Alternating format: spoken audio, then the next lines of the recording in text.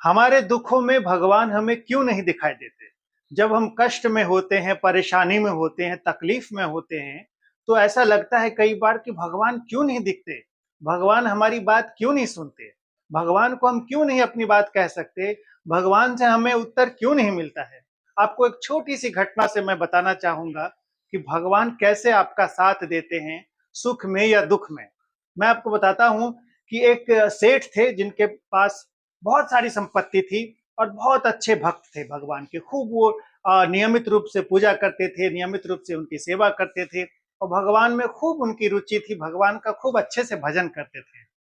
उस सेठ के पास में बहुत सारी संपत्ति थी, उनके पास बहुत सारी फैक्ट्रियाँ थी, उनके बहुत सारे रिश्तेदार थे, लोग थे, जिनके पास पैसे खूब होते हैं, उनके पास सगे-संबंधी रिश्तेदार खूब अपने आप ही चले आते हैं। उस सेठ का एक बहुत अच्छा नियम था। वो सेठ पूजा पाठ और भगवान में भक्ति तो करते ही थे। एक दिन उन्होंने कहा कि हे भगवान, मैं आपकी भक्ति करता हूँ, मैं आपसे प्यार करता हूँ, लेकिन आप भी मेरी बात सुनते हैं, आप भी मुझसे प्यार करते हैं। मेरी पूजा प्रार्थना आप तक पहुँचती है या नहीं, इसका एहसास मुझे भी तो होना चाहिए।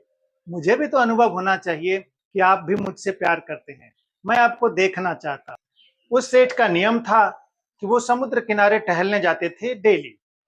एक दिन समुद्र किनारे जब वो टहलने गए, तो उन्होंने देखा कि 4 पैरों के निशान हैं, रेत पर 4 पैरों के निशान हैं।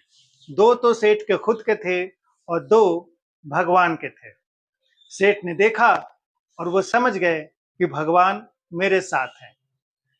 समय का ऐसा चक्र चला, बिज़नेस में घाटा हुआ, फैक्ट्रियाँ बंद हो गई और घर बिक गया, बहुत गरीबी, दरिद्रता आ गई और सब रिश्तेदार, नातेदार जो भी थे, सगे-संबंधी सब दूर होते चले गए।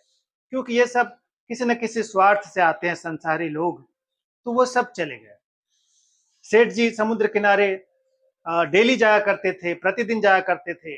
जब वो एक दिन गए, जब गरीबी में, तब उन्होंने देखा कि रेत पर सिर्फ 2 ही पैरों के निशान हैं।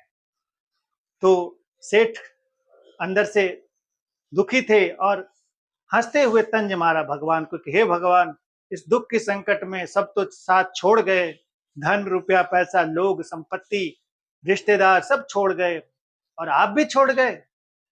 हे भगवान, आपने भी मेरा साथ छोड़ दिया।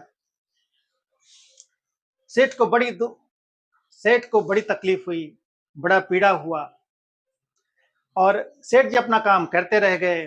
समय तो बदलता है, समय का चक्र तो घूमता है।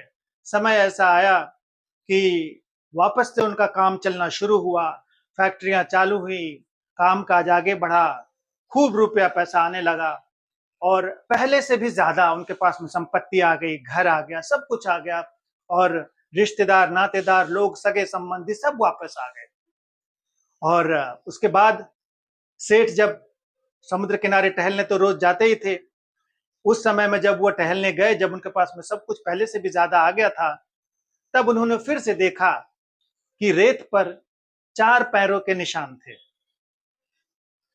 सेठ ने देखा और हैरान हो गए। उन्होंने कहा, भगवान, तुम भी संसारियों की तरह हो। जब मेरे पास कुछ नहीं था तो तुम भी नहीं थे। आज मेरे पास सब कुछ है तो तुम भी आ गए। तुम भी संसारियों की तरह हो। तब भगवान की आवाज़ आई।